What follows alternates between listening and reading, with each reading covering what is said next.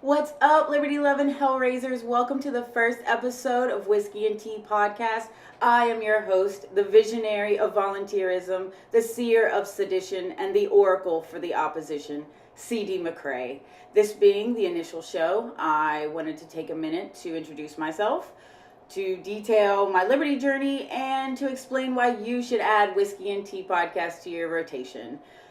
The simulation is glitchy, y'all, so let's tune in, turn on, and unplug.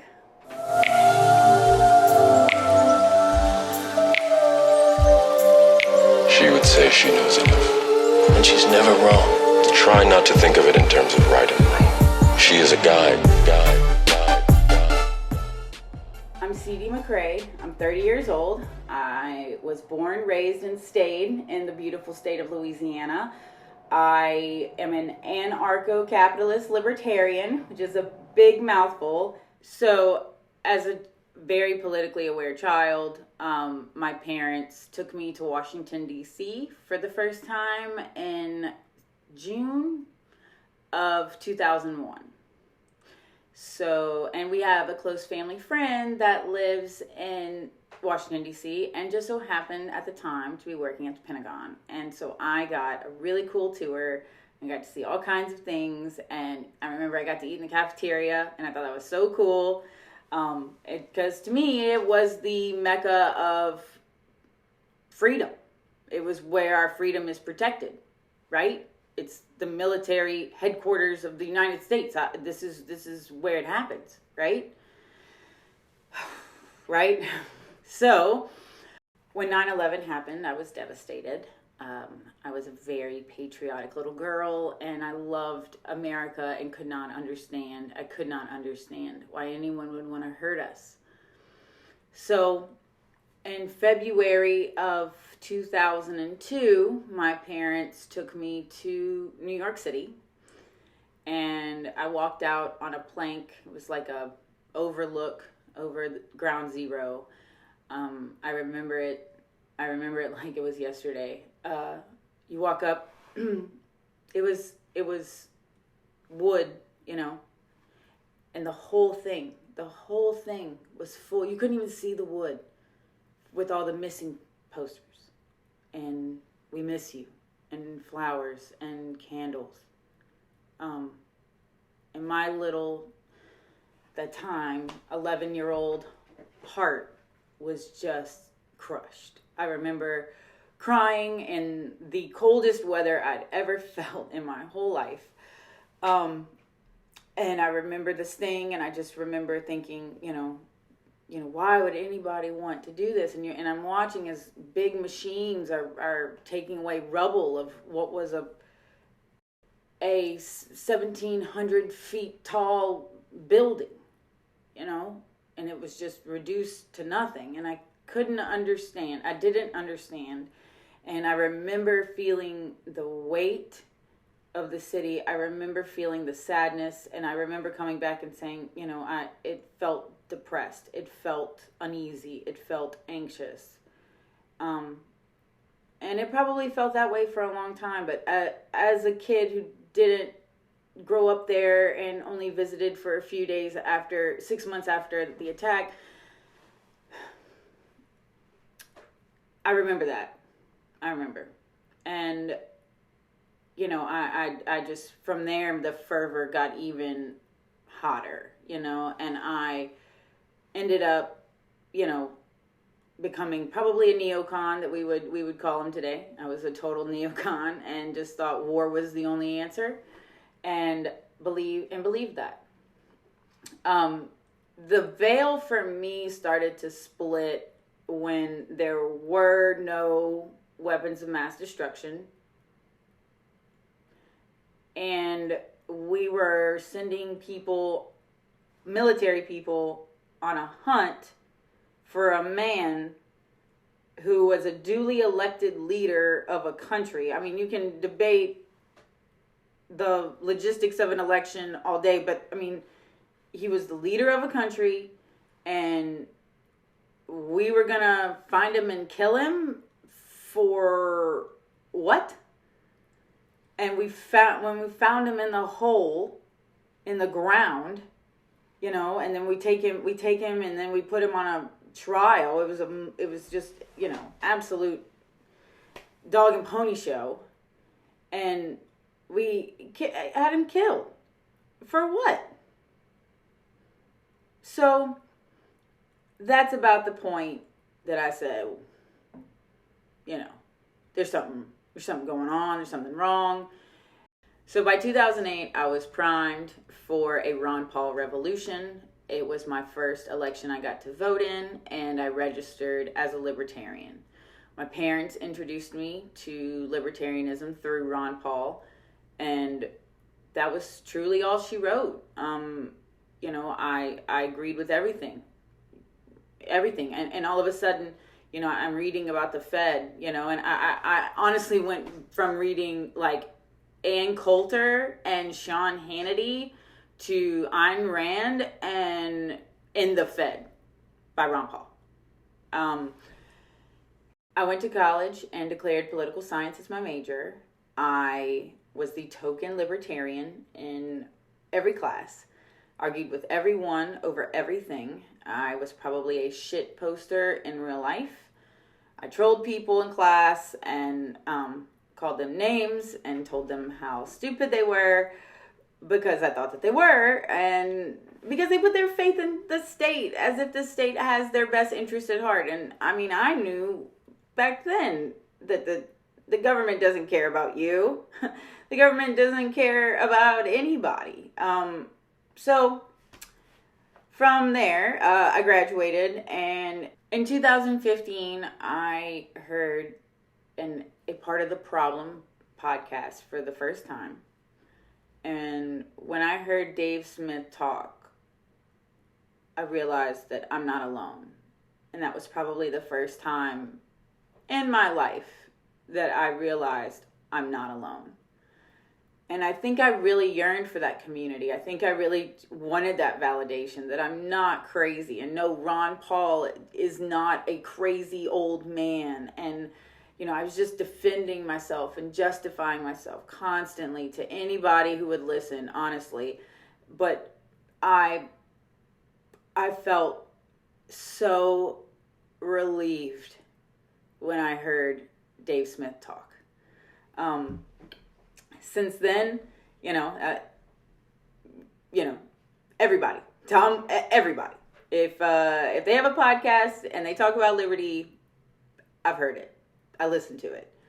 Like I said, that sense of community is so amazing. And if you've ever felt alone and politically homeless, it's a really wonderful feeling when you can find that group of people that think like you. And I'm not saying we should just circle jerk each other. No, but I mean, it is nice to just have people to talk to, and you don't have to explain yourself, and you don't have to answer, about the roads.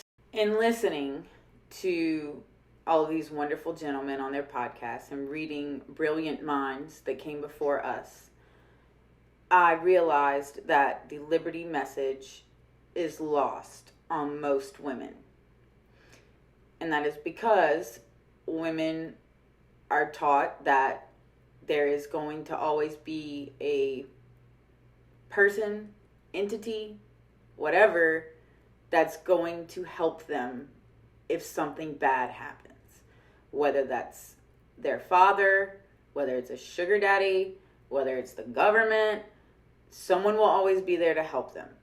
And so basically what you're asking women and mothers to do is leave the island of comfortable government and get in your boat, and you're going to go to your own island, and you're going to get to manage it however you want. And here's a bunch of really tough books to read, but the blueprint is in there. You just have to follow that, and you're going to be golden. That is not what women want to hear. Women do not want to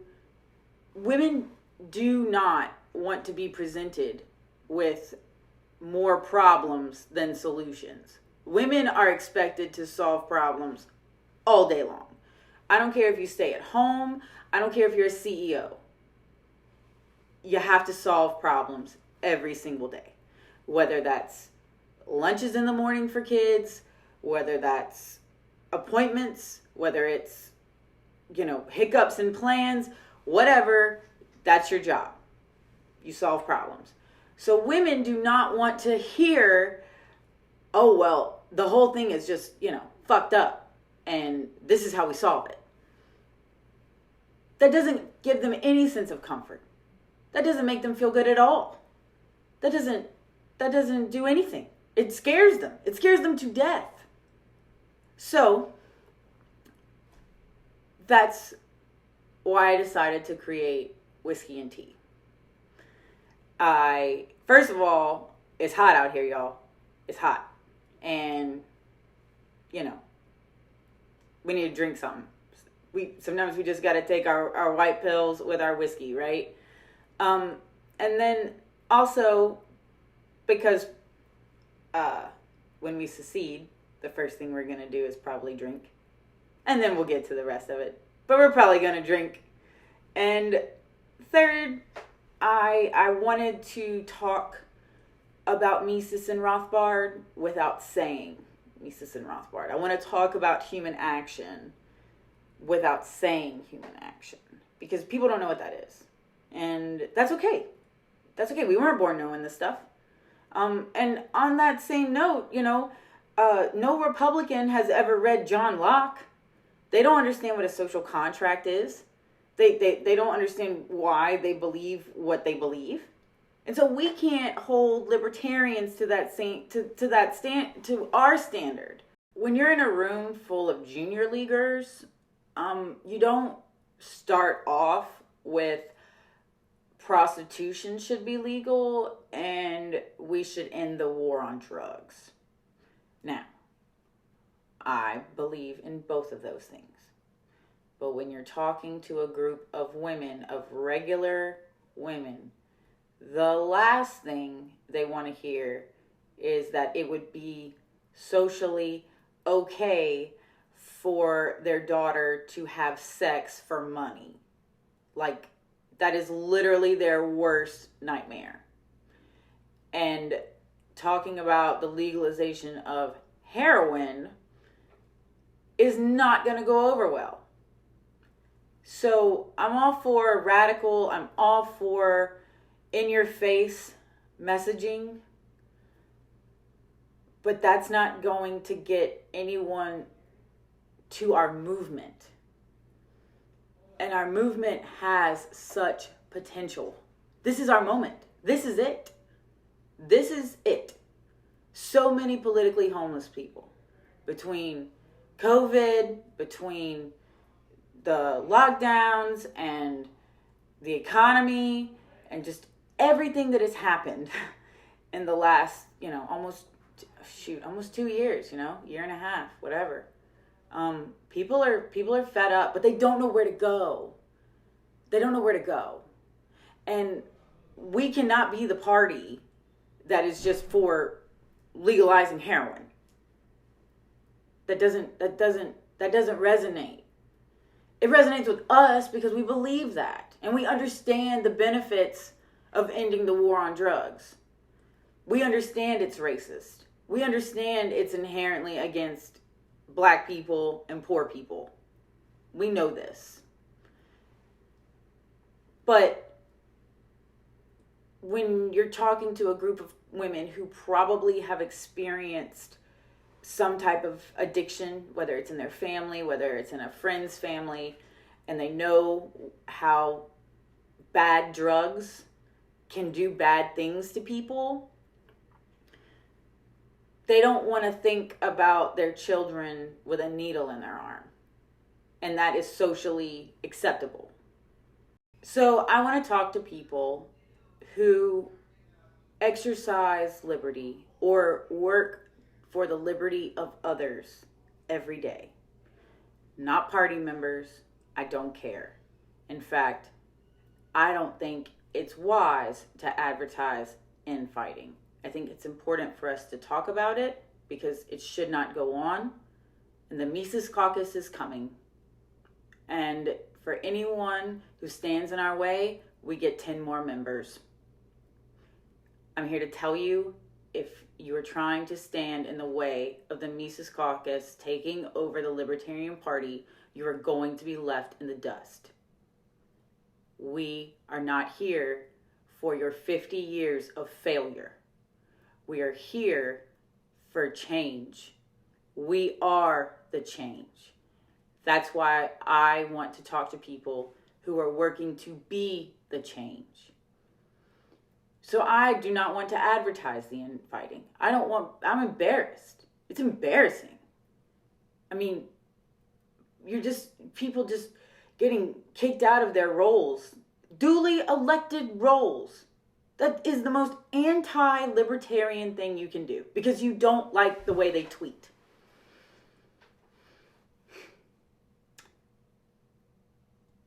I'm not here for it. And I think a lot of people, if they knew about the Mises Caucus specifically, they would sign up that day. However, because of the Libertarian Party getting in the way of what we're trying to do, we're stifled.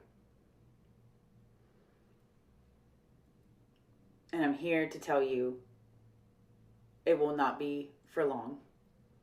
Karen Ann Harlos, what happened to her will not be in vain. We will be in Reno in 2022. And we have paying members. And there's nothing you can do about it. I don't think we should, make people feel stupid because they don't know about us. And I see that a lot. And I don't want people to feel like they can't join us, We consider ourselves the cool kids, right? But we're a bunch of nerds. And I think that people could potentially get turned off if they see us calling them names, Most people are normies. We are a very small group of people in the, big scheme of things. And we call people names when they maybe ask a question. Like, what about the roads? That's a legitimate question. And if we don't have a good answer for it, they're just going to keep asking it. So, why don't we come up with a solution? A real solution. And there's people who work out those solutions all the time. It may not be in your community or even your state, but there's somewhere, someone is taking care of their own roads and not depending on the government to do it. I don't care if it's an HOA and it's one little cul-de-sac. We start there, right? So that was the inspiration behind Whiskey and Tea, was listening to all of these wonderful gentlemen preach the message of liberty and absolutely just devouring everything that they put out. And as a principled libertarian, I understand that it's not always an easy road. And I understand that not every bit is worked out. But most people, in order for them to move politically, need a really solid foundation. And it's our job to provide that. And if we can't get women to come to our foundation,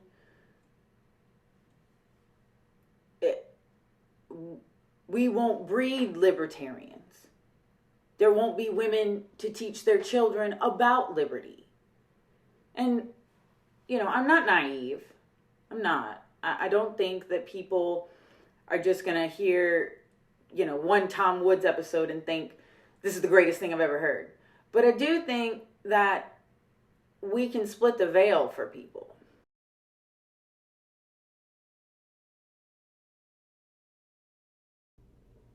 So yeah, that's what Whiskey and Tea is. We're going to sit here and talk to people who are boots on the ground, who work every day for liberty, whether they even know it or not. And we're going to solve the problems that government causes and tries to solve themselves so that we can better equip ourselves with blueprints of actual solutions. My next episode will be next week, Tuesday, same thing.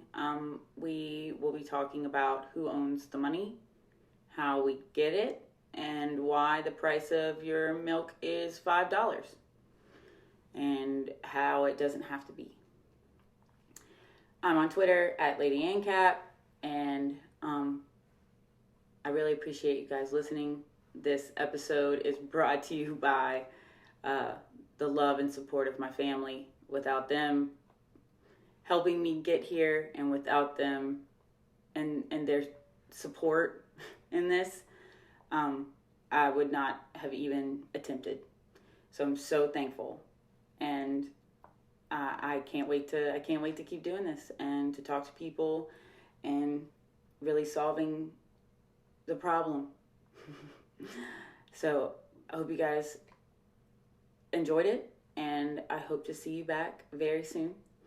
And stay free. Stay free. Talk to you later.